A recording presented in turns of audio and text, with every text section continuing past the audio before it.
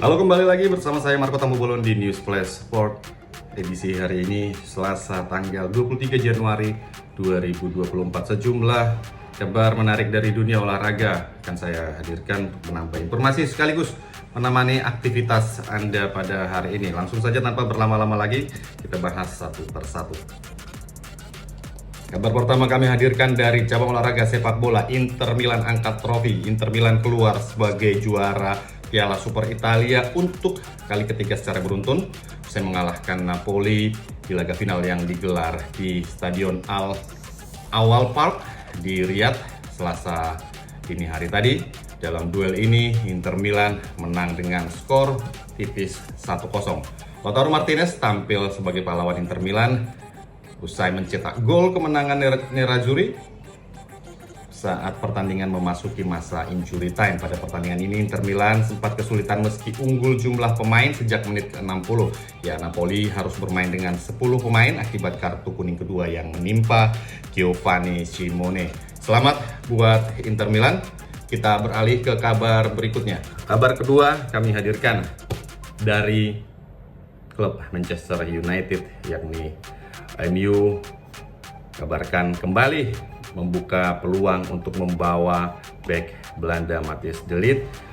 Kelahiran 1999 itu merupakan incaran lama manajer setan merah Erik ten Hag. Kebetulan keduanya pernah sama-sama di Ajax. De Ligt merupakan mantan anak asuh ten Hag saat membawa Ajax melangkah ke babak semifinal Liga Champions 2019 lalu. Ten Hag awalnya ingin memboyong De Ligt ke Old Trafford pada 2022 lalu saat dia pertama kali tiba di MU. Namun upaya ini gagal karena sang pemain justru memutuskan untuk pindah dari Juventus ke Bayern Munchen. Nah, baru-baru ini wacana mendatangkan De Ligt kembali mencuat. Ten Hag membuka kembali peluang mendatangkan bek berusia 24 tahun itu sebagai antisipasi terkait dengan masa depan Rafael Varane yang belum jelas. Dan kebetulan kondisi De Ligt di Bayern Munchen juga saat ini semakin terpinggirkan setelah kalah bersaing dengan Dayot Upamecano dan Kim Min-jae yang lebih disenangi oleh pelatih Bayern Munchen.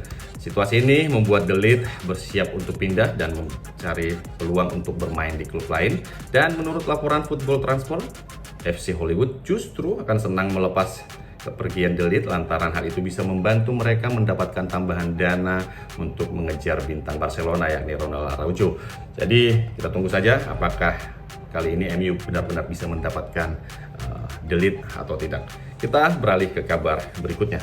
Baik, kabar ketiga kami hadirkan dari Timnas Indonesia yang saat ini berlaga di Piala Asia 2023. Ini ada terkait dengan rekor pertemuan Timnas Indonesia melawan Jepang. Timnas Indonesia dan Jepang bertemu pada laga terakhir penyisian Grup D yang berlangsung di Stadion Al Sumama pada Rabu 24 Januari 2024 mendatang. Laga ini menjadi penentu nasib kedua tim pada turnamen kali ini. Indonesia dan Jepang saat ini sama-sama mengoleksi 3 poin setelah sebelumnya berhasil mengalahkan Vietnam, di mana Jepang menang dengan skor 4-2 dan Indonesia menang dengan skor 1-0. Namun Samurai Biru berhak berada di posisi kedua karena unggul produktivitas gol atas Indonesia. Nah, di atas kertas hasil imbang cukup bagi kedua tim untuk melangkah ke babak gugur.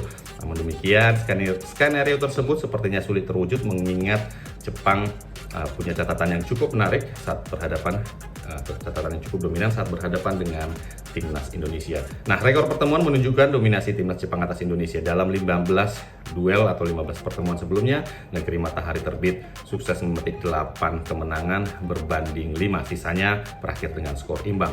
Jepang juga tidak terkalahkan dan memetik 2 hasil positif pada 3 pertandingan terakhir bersama melawan Timnas Indonesia. Meski demikian, Indonesia punya catatan menarik di mana Garuda pernah menang dengan skor fantastis 7-0 atas Samurai Biru.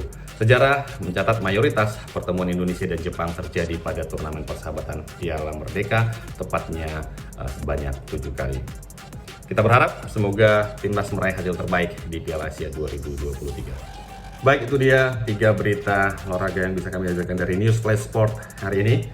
Informasi lainnya atau informasi selengkapnya terkait olahraga dan sepak bola bisa Anda dapatkan di situs liputan6.com. Dan bila Anda ingin bermain bola, jangan lupa menggunakan Lively Ball.